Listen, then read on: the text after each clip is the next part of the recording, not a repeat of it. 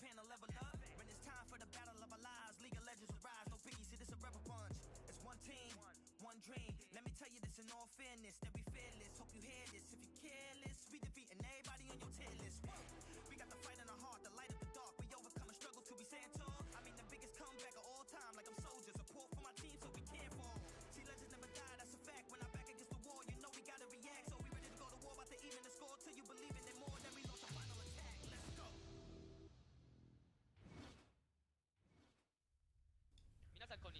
Hello and welcome back, everyone, to Dr. No's English rebroadcast of the LJL Summer Split.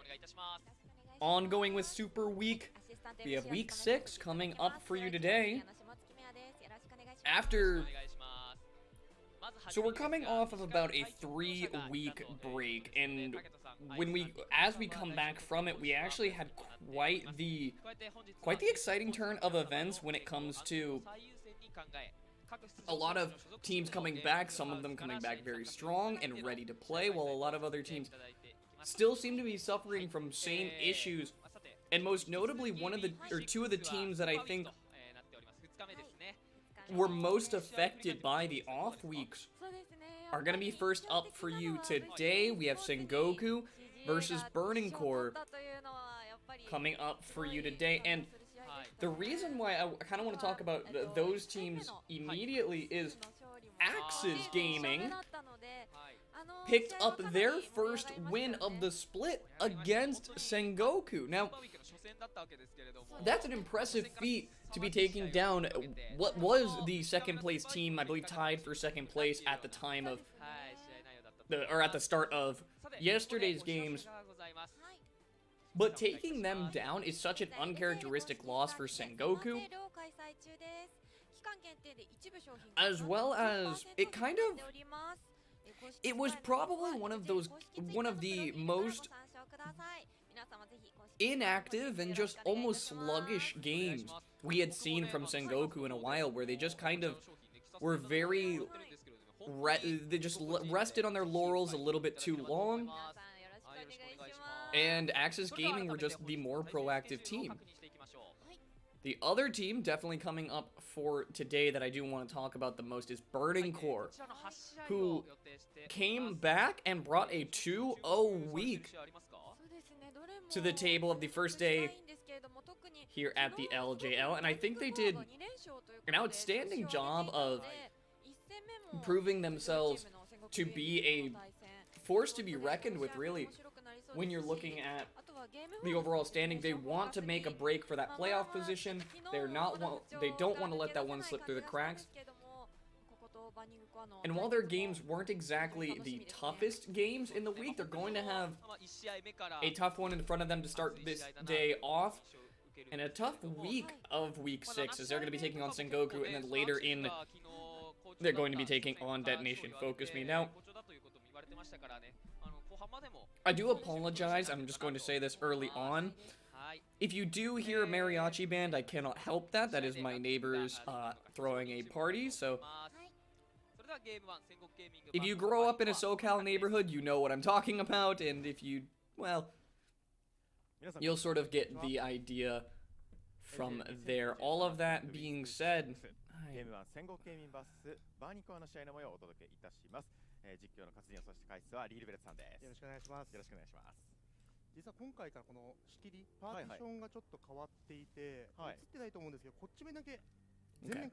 I'm trying to get the dropped frames. I'm trying to get the frames that I'm dropping to be settled. I think my internet is currently being a little bit throttled right now. Oh my, what the heck, dude?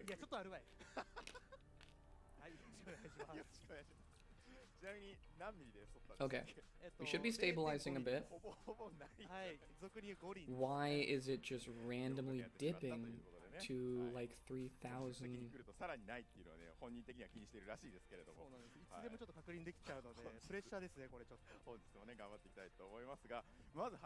Okay, is it going to stabilize?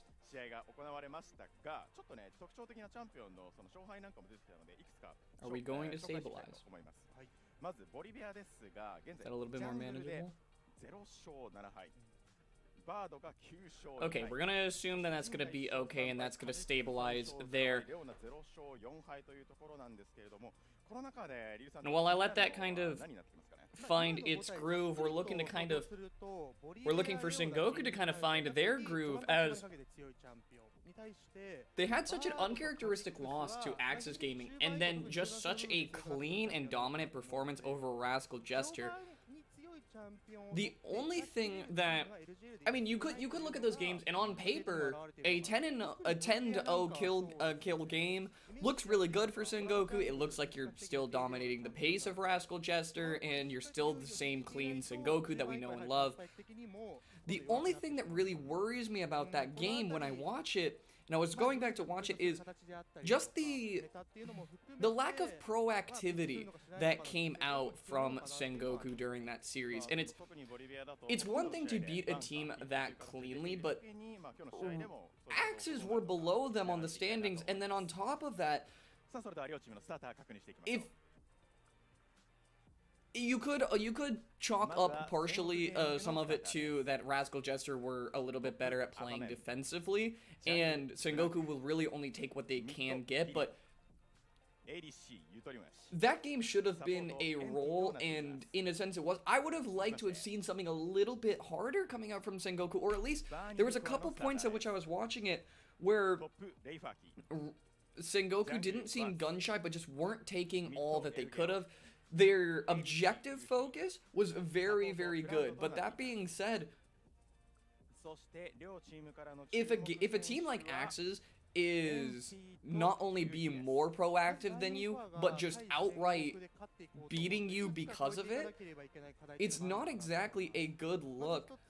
And as we're lining up against Burning Core here, who's coming out the gates swinging, you're coming off of a 2-0 week, you have a hot streak, you're going right into today's games.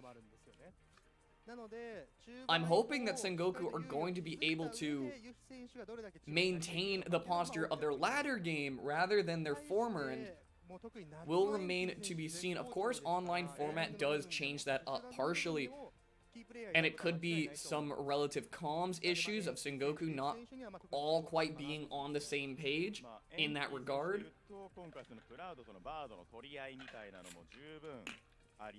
While Burning Core has just ultimately looked very, very solid all throughout the split.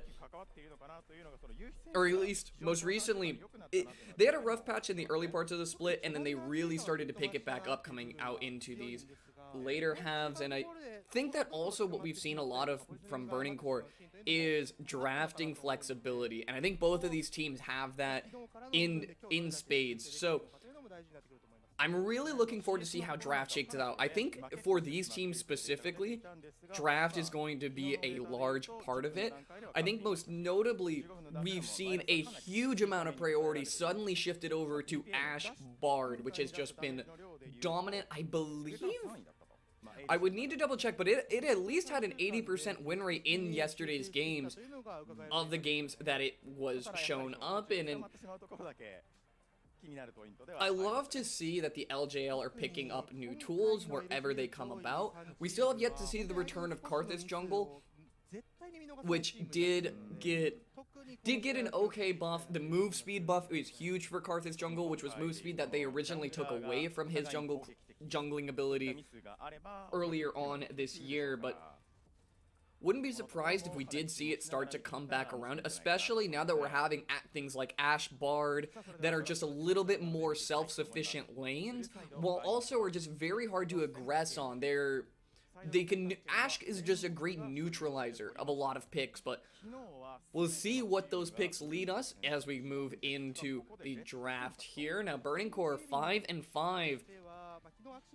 Not a bad position to be in, realistically. This is tied with DFM, and that should speak volumes of how close this playoff race is at the moment, while Zoe and Azir are going to be banned away by Burning Core. Sengoku taking away the Cossacks, which was the other champion that we did see showing up a lot more in the past couple of games. I believe Burning Core was one of the teams that played it to success, and well, I personally would have thought that the isolation bonus on his Q wouldn't have been the largest buff in the world, what a lot of the teams have been doing with Kha'Zix has really started to work out for him, and they make the best use of Kha'Zix in the early game, and in the later ends of the game, even into champions like Aphelios, who are just happy to shred whoever gets in melee range, having that untargetability on your ultimate to get in was really netting teams a lot of value, so not wanting to pass that one over to Burning Core just yet.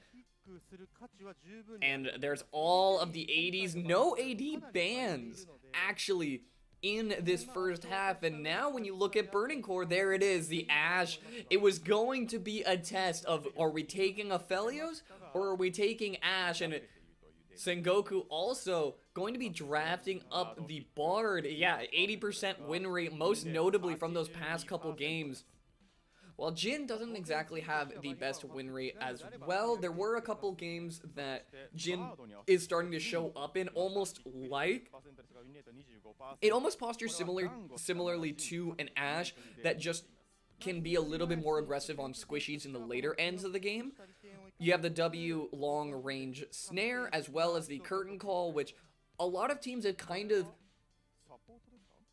embraced a meta where the damage or the way damage is dealt is just trying to move at range. But with a lot of poke champions still being banned out fairly consistently, like Karma is typically, but Zoe speaks to that, and the catch potential of things like Twisted Fate, with those being taken off the table, they're still digging into that strategy, and now this is kind of where Jin has come to shine, as Burning Core's also going to lock themselves in an Echo. And I really like Burning Core's draft here so far. The Karma and the Echo both have decent flex potential between jungle mid for the Echo and then top and mid, and even support for the Karma. While Sengoku is going to lock themselves in the Nidalee for Blank. And I did talk about this early in yesterday's games, where I like Blank on Nidalee. This was how they got a 10-0 game yesterday, and giving Blank a champion like Nidalee, where you need to be proactive, you have the strength to do that. I think when he is comfortable being proactive, he looks to his best form. But when you give him champions that are a little bit more laid back and have a bit of struggle getting out onto the map early, you end up with their game against Rascal Jester, where Sengoku were just not able to be finding value nearly anywhere on the map. And other thing that I am happy about is that the Bear not going to be showing up this early on in the draft. I'm always pleasantly happy to see that. A lot of the B1 Bears did not go so well yesterday, so glad to see that the meta is advancing even in these back-to-back game formats. While Darius banned away from Ray Farkey in the top lane, as well as Corki and Orianna meeting the ban table. Orianna's somewhat been showing up in the bans a bit more, and I definitely like that as a look from Burning Core, as the Orianna just gives you a little bit of, it's like pseudo catch potential, but it ultimately sets up a great team fight. You can Tempered Fate into Ori ult just to kind of guarantee that ultimate that you're, okay, we're gonna have him CC'd, we can set the ball in wherever we like and get plays going based off of that one. But Oppiman's gonna be locking in the Renekton here, and Sengoku gonna be trying to get out onto the map early here. While the response, Camille comes in, Ray gonna be trying to duke it out a bit in the top lane there. Does have to be a little bit wary of the early parts of that lane, as Renekton can easily get a good kill early on and start snowballing that one forward, as well with a Nidalee. There's a lot of damage you have to be worrying about as the Camille, but Thresh going to be locked in here as well. It will be that Karma in the mid lane, so we'll see what Sengoku has to respond. Pyrian has a pick ready for the Karma mid. We'll see what it has to be here.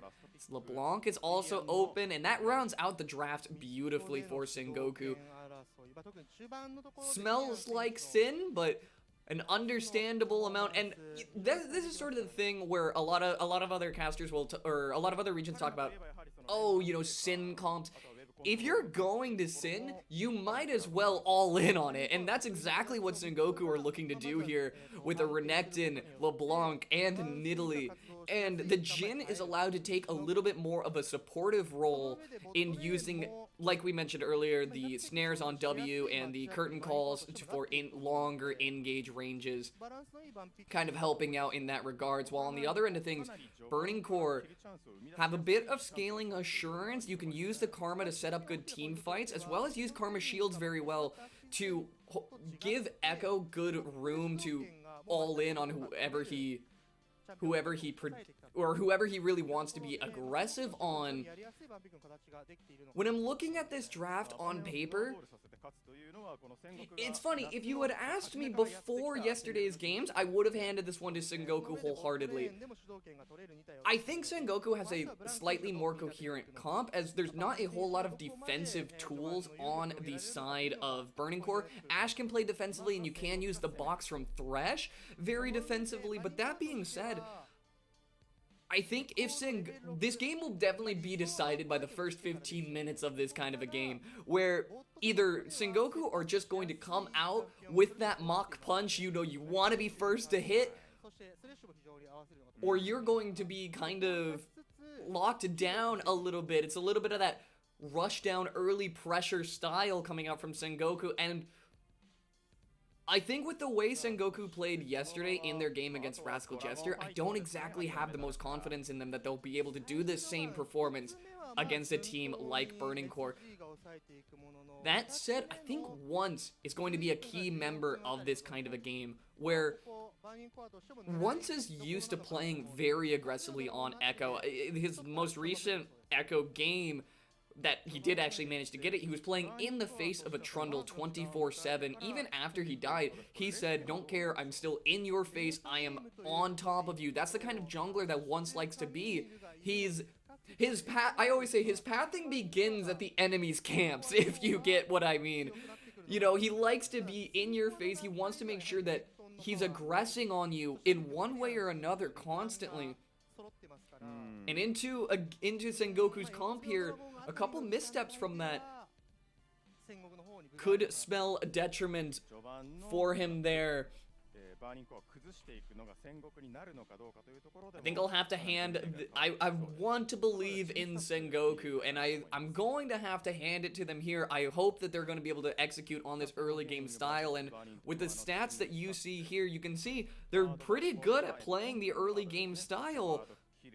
Ward kills, gold differential at 15, up to 2,000 gold that they're able to net. And keep in mind, this isn't even always when Sengoku were playing early game focused comps. There was a couple games that a lot of this was netted from Sengoku, specifically because of Sengoku coming in, and there was a lot of periods earlier on in the split when teams were rotating multiple members over for a Rift Herald. They do the 5-man rotation, and Sengoku would just kind of handshake that and say, okay, well, we'll just grab a couple turret plates off of this, and we'll delete these minion waves. All the minion waves you're losing to turret is just gold that is not seen by the enemy team's pocket. I think Sengoku had a great mind about that very early on, and I think that is partially what plays into this gold differential here.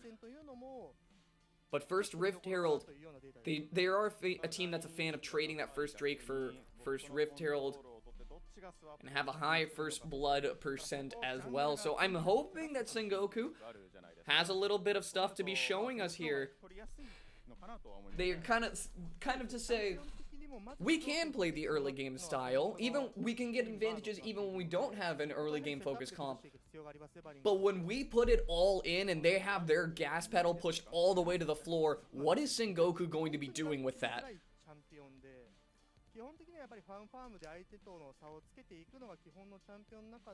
And all of that being said, I definitely feel like Burning Core, you impressed me yesterday. I'd like to see what you're still able to do. You beat Rascal Jester and Axes.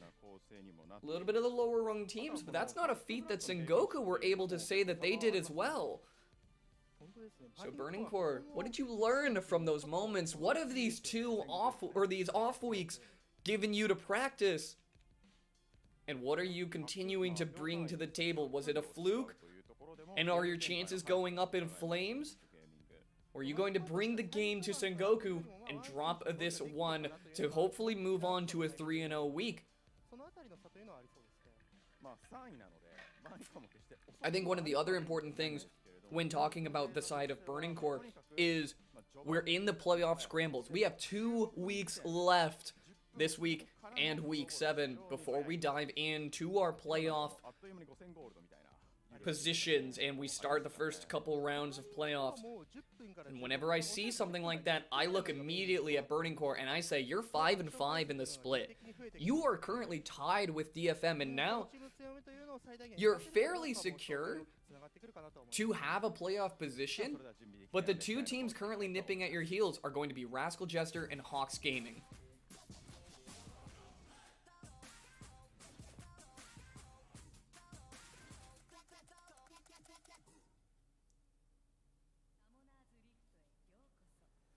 LJL 2020サマースプリットウィーク6ゲーム1戦国ゲーミング vs バーニングコアの試合スタートです。さあ早速アクションが起きそうですが Get stuff started in here. I'm sure there it is. Okay. I was trying to force will that one away, but Sengoku did get spotted out on the invade here. I think they would have known that they got spotted out because they also would have seen Thresh there, but Sengoku walking in to clear away a bit of the wards in this area. So like we mentioned earlier, I do think a lot of this kind of a game will be looked at when you're talking about Sengoku and the story of Once and how he's interacting with a lot of these lanes. Are Burning Core thinking about taking an all-in fight here? It's going to be a 4v4. The Ash Volley's going to find multiple members, so this will be enough information once it's shot over there, and that's going to back them away. But it looks like they are going to commit for the red buff here.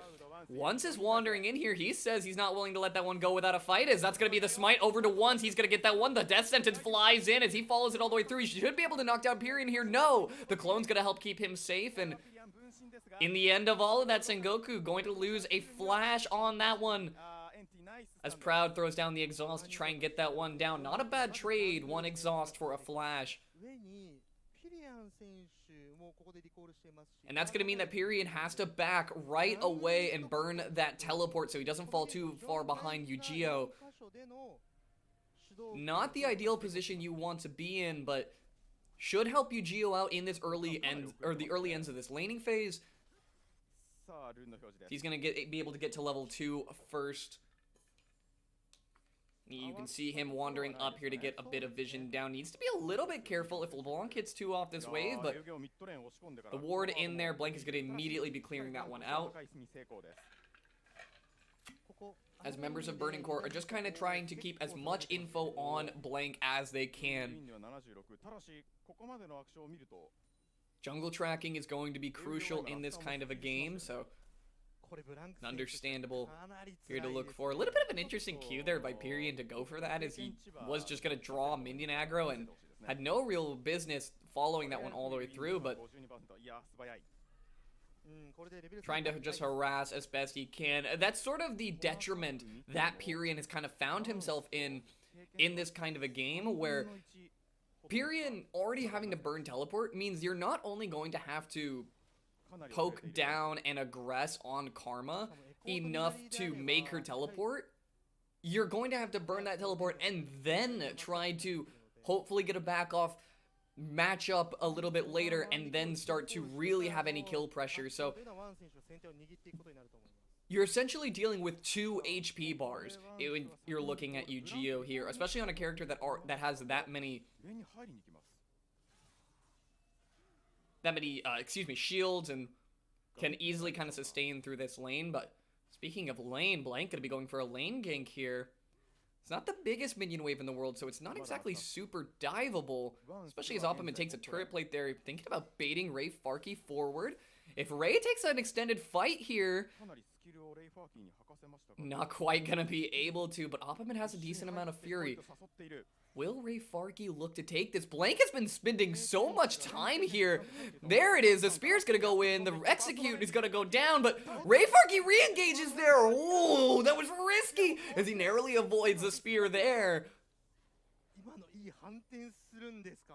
Blank was sitting there for so long, and then Ray goes back in, out of the hook shot. I think maybe he thought he was going to have a shield up in time when he went for that, but it was definitely a bold call.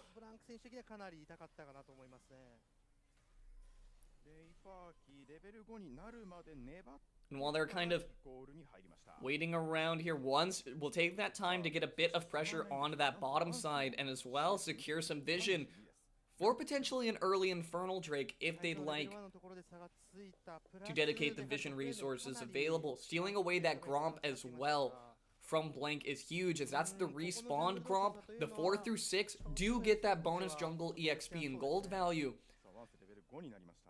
And with Blank taking the fast route to 6, or excuse me, fast route to 3 and going for that Gromp early on, that's a little bit of extra XP that he's not going to get. And you can see that demonstrated in Once's EXP advantage here.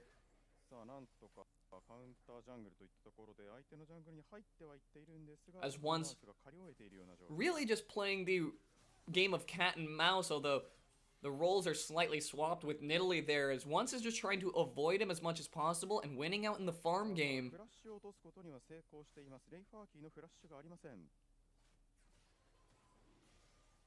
He's going to start up the Infernal Drake here. Yu-Gi-Oh rotating down as well with the little extra pressure that he has. He's not losing too much for going for this, so that's going to be an early Infernal given over to Burning Core. Would be a nice Drake to pick up if you are Sengoku, but I do like that Burning Core are looking for this, as it will definitely pay dividends towards the later ends of this one. As the ward spotted him out, but no pings are there. Burning Core knows he's going for the dive now. Hookshot's going to get him away. The spear is going to land, and Blank should have an increased move speed out of that bush. Will he be able to dog Ray Farkey all the way down? Not quite, but he will force a teleport from Yu-Gi-Oh! Here comes Period as well. Kind of felt a little bit like it was an unnecessary teleport from Yu-Gi-Oh! There. But to guarantee that kind of a safety, not a bad deal. But Opperman will take that time to grab up a turret plate on this top side here. And right now, Ray can't really teleport right back up to the top lane, because he knows getting repeat dived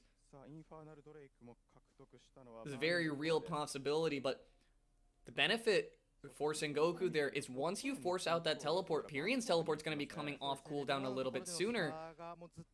So he can kind of afford to take some of these trades where he's not exactly trading the most efficiently for his HP and mana, holding on to the, and letting the damage kind of go through onto Yu-Gi-Oh, burning this teleport, and then hoping to get a kill after you've already gotten a little bit of a free reset after forcing that teleport. So a teleport like that definitely opens up play routes for Sengoku here. But as the lanes stand right now, Opperman, although the dive didn't work on the top side, almost a 30 CS lead up there for him.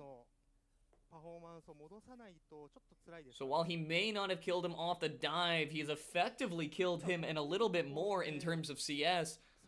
While members of Burning Core are rotating up here for this Rift Herald, you can see Yuhi coming up as well. And it doesn't look like Sengoku are going to be responding for this one in force. You can see NT walking back down as well, going to help his Jin shove out the lane. Will help even up that CS difference in the bot lane. But Once, like we always say, likes to take a little bit more from the jungler if he can. And this is actually a great situation to be in for Sengoku, for Burning Core, where Sengoku aren't going to opt in to the Rift Herald 5v5. They're trying to shove the lanes out on the bottom end of things. Taking camps away from Sengoku's red side here means that there's not only not a whole lot of reason for Blank to be anywhere on the map, but he cannot engage on that knowing that he's at man disadvantage around that Rift Herald pit. So what Sengoku will benefit in turret plates on the bottom side of the map here. You can see Yu-Gi-Oh wandering down, trying to make sure that there's not going to be any dive attempts onto Yuhi. I do like this kind of safety net that they're trying to provide him. Although I do worry about Yu-Gi-Oh falling a little bit too far behind off of it.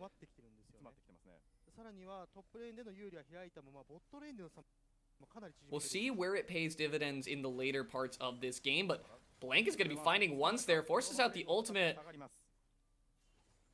Well, he looks to contest a few camps of his own. Was a little bit of a risky play for Blank to go for. I think once should have gotten the Dark Harvest stack off that, so you're not exactly too upset about just finding a free Dark Harvest stack for your ulti there. But has an entire blue side to retreat to, and a little bit of the battle of the leashes between Pyrion and Yu-Gi-Oh there. Which is sort of the interaction between these two. It's a little bit of a rodeo trying to lasso each other to land those roots.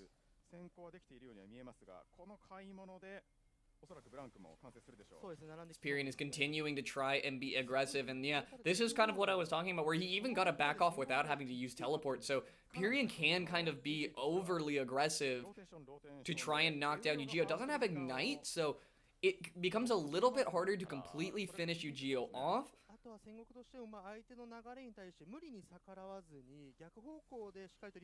And I'm a little bit surprised now that we're looking at it that Yu-Gi-Oh did opt in for the Comet instead of something like a Summon Airy to help out in the laning phases, especially with the way that Yu-Gi-Oh plays. He's a little bit more passive, and you can just see from his rotations around the map, he's playing very for the team, so once is going to help him shove this to get a back off, help remedy that situation in the mid lane. But with Cloud Drake coming up, Yu-Gi-Oh's going to need to make that back fast. Is it Q? Not going to find his way onto once, but he will use the E to dodge out on that spear thrown by our friendly Nidalee. They're going to wander in here, looping around. This is a little bit of a dangerous position, but NT should be alright with the Magical Voyage for now. Blank's wandering up here. They're going to make the turn onto Blank as a Jin W is going to land there. Once he's going to have to teleport back, but he's right in the face of NT. That's going to be multiple shots of this curtain call onto him. That's going to be first blood over to the LeBlanc on Sengoku's side of things. While the Tempered Fate lands onto Proud, Opperman should just be able to stun this one up, knock him down. And that's 2 kills over to Pyrion. And Sengoku may have just found the ball rolling that they're looking for. 2-0 on the LeBlanc, and we've seen how scary LeBlancs can be in the LJL. Well, they grab up a Cloud Drake as well. We'll see Ocean Soul hitting the Rift here. But watch this back one more time. This was just an interesting call from Burning Core to go for, where I understand why you want the deeper vision here, but you just knew that Blank was around there, and you know that your mid laner is backing. This is not somewhere that you can be wandering in and hoping to catch Sengoku in rotation. You're opting into a 4v4, and then after teleport, a 4v5. It's a little bit of just a miscommunication, or at least a lack of awareness from the side of Burning Core to kind of take that fight.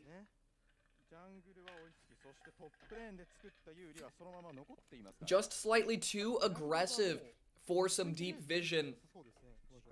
Had once gone alone, it wouldn't have been that bad, but they hung around in that river entrance bush like they were looking for a fight.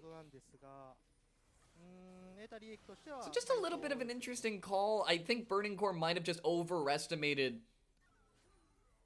how far up they can walk, but as a gold lead's cresting almost to 3k now, Burning Core are gonna need to be extra careful about where they tread, as this game will be spent walking on eggshells. Now, looks like a gank opportunity up on the top lane. Opperman gonna be engaged on here. The stun's gonna be good. No, dash slices and dices right out of that one. Does not have R, though, as the empowered Q from the Camille is gonna knock him down.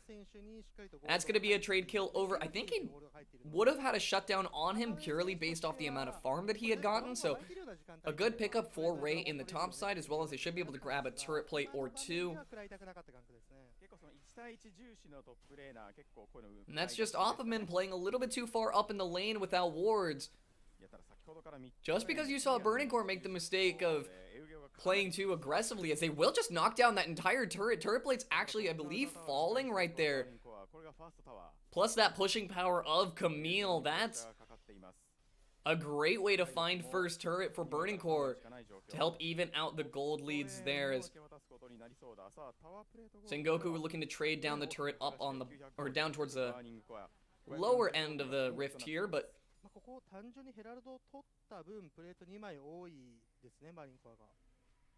this sort of doesn't bode well for Sengoku, where one of the things that a lot of LJL teams are very good at is attacking top laners once they rotate into longer lanes and they become a little bit more susceptible, where if Opperman is playing that far up in the lane without vision, which is just a simple mistake, you wonder how far up he would be if he's now down towards the bottom lane where there's no turret for him. He's gonna look for a little bit of a trade onto Yu-Gi-Oh. Not gonna get the tether off there, but I worry a little bit once we see these post rotations. But before that happens, it's gonna be the Rift Herald that Sengoku are looking to have here. They have a decent amount of pressure. The Temper Fate's gonna land on Yu. He should have a stun up against the wall, and there he goes. Yuhi, no time to even pop off the heal. That was about as clinical as it gets, and the kill going over to Bard there will mean that Sengoku can grab up this Rift Herald for free.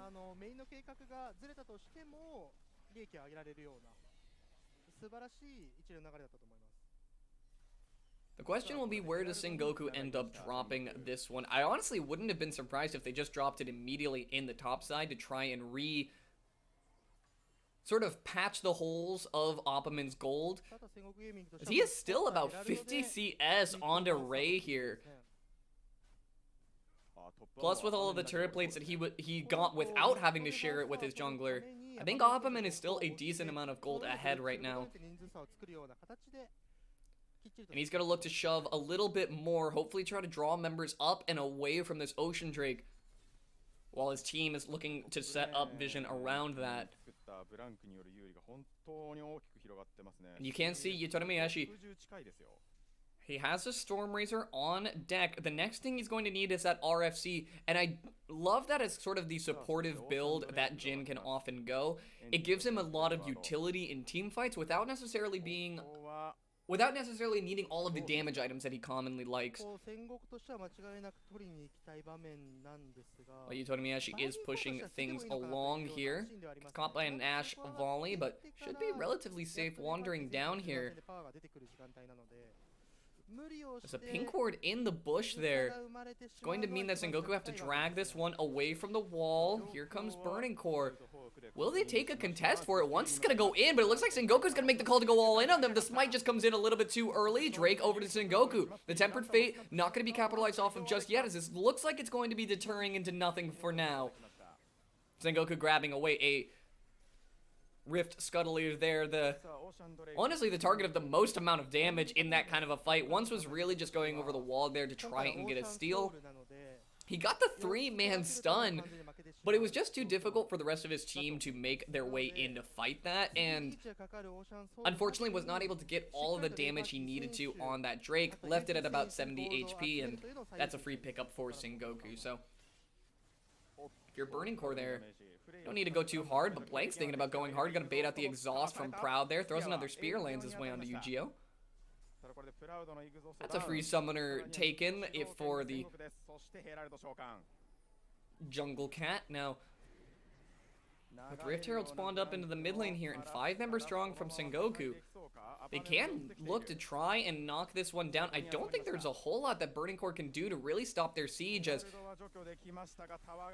they're gonna have ultimates up here again soon. We'll see if there's an engage coming up here and going over the wall onto Yuhi, trying to find a little bit of damage there. It looks like Sengoku are just gonna make the call to back away, but they're kind of playing this dance back and forth.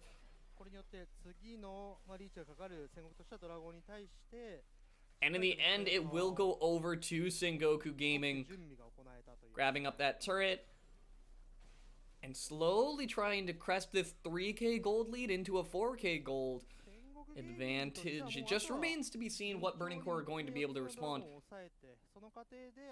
I will say the one thing that that Burning Core are definitely benefiting from is Once's position in this game. He already has his Proto Belt, which adds a lot of extra damage and potency to his engage range.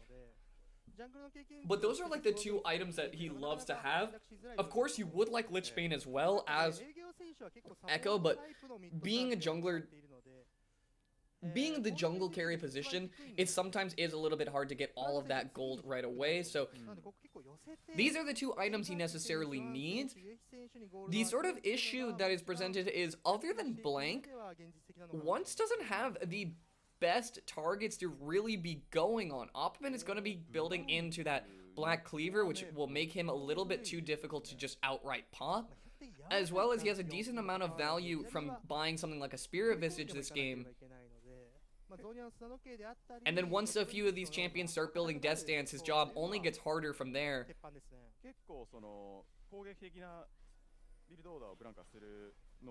Hyperion's gonna go over the wall here for a little bit more harass.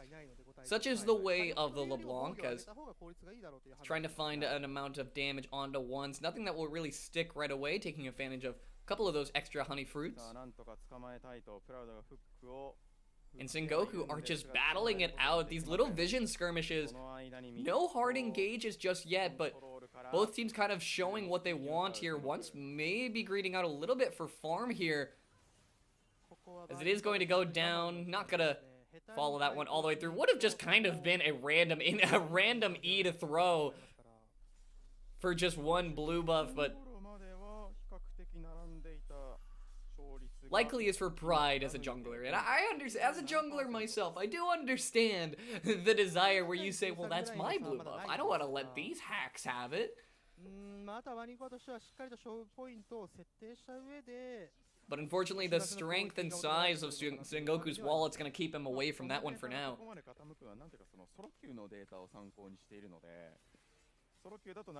Well, Yuhi's going to try to pick up a couple of these chickens here. Endy showing up and saying, hey, what's going on this side of the jungle?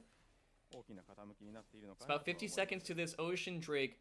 You can see a lot of Sengoku's vision pivoting over to this bottom side. You want to be able to get to this soul point if you can. Once is going to start leading the charge here. Spear's not going to quite land, but not quite going to get his 3-hit passive onto Enti either, so he's going to be okay there. Here comes the usual song and dance. The don't want to lose mid lane, but don't want to lose priority on this Drake. And right now, Sengoku able to just press a little bit deeper. They'll need to start being a bit careful, though. They have a lot of the fog to cover their advances. But here are the members of Burning Core showing up in force. It looks like Pyrian just doing his best to chunk out Once as a Temper Fate's going to land on Yuhi. He's in a great spot to get burned down here. As Yutomi Ashi, I think he thought he was going to get pulled away by the Lantern. As the arrow is going to go for the re-engage onto Opperman. Is out. I believe that was Mikhail's from Enti. And now, Pyrian walking forward, seeing if he can walk the dog on that leash, as Opperman's going to be all in the middle of everyone. Blank's going to be the first one to find a kill. Once is trying to assassinate Enti, and he will be able to knock him down with a little help from Ray Farkey, but the retreat is on, and right now, Burning Core is just a little bit too low HP to contest this Drake. Sengoku should be able to grab up this mid lane turret and an Ocean Drake to boot.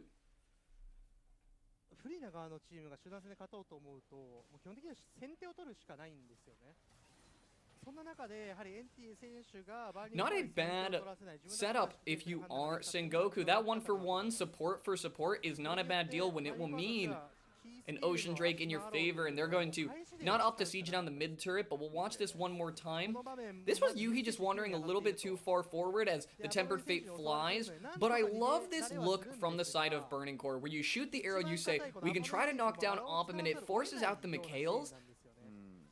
But once the retreat is on, Sengoku flashing forward, Once had a great look here. He communicates it out with Ray beautifully, that they can try to trade one kill, but don't know if it was necessarily worth Ray having to flash as well. It does end in a 1-for-1, and Opperman did have to burn his flash to make that play happen, so... Not the worst deal in the world, but the sort of dangerous part is Sengoku on Ocean Soul Point now.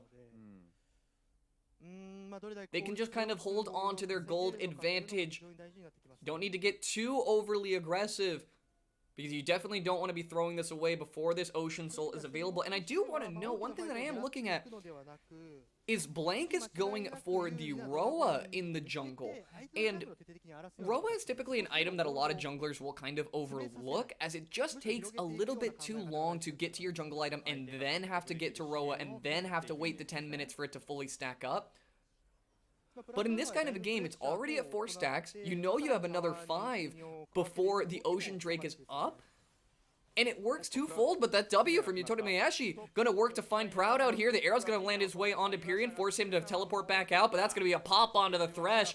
4th shot coming in there, and Pyrion's Ghost gonna be taking a bit of the damage. That's a huge Tempered Fate. Opperman's in the middle of everyone. He's gonna knock down Yuhi to start things off. Once he's trying to do everything he can. He has ultimate to pull himself out, but no! Gets CC'd in time, and that's just an ace from the side of Sengoku. Burning Core possibly stepping just a little bit too far forward, and now that may have just been the play that ends this game in Sengoku's favor. They're gonna be able to grab up this Rift or this Baron. They can use that pressure fairly safely while they wait for the Ocean Drake. That fight sort of broke out way faster than I think either team was really ready for. And we'll watch this one more time as Once is just kind of doing what he can to probe here, and Proud just walks a little bit too close for a minion. This should have just been a kill onto Proud, but once they knock Pyrion rather low, they feel ambitious, like they can go for more here, and then the Tempered Fate comes out. Beautiful play from Enti to find 3 members there. And unfortunately, Ones cannot do enough to salvage that fight. He was even putting damage into the Pyrion clone for the most part there. This is now a suddenly grim scenario of almost a 9k gold advantage over to the side of Sengoku. And about a minute 30 on the clock for this Ocean Drake, as Once is going to get found out. The stun's going to be good. He will go in with the Q. Not quite going to get the time to chomp, but Once has to dodge out on that W. Going to be pulled out to safety by the Lantern there, but Ray Farkey's not going to be the one rooted up here. Dodges out on that one with the Hextech Ultimatum, but the ultimatum is Burning Core's demise, as now Sengoku can aggress onto these turrets with a little bit more safety. 30 seconds on his respawn timer,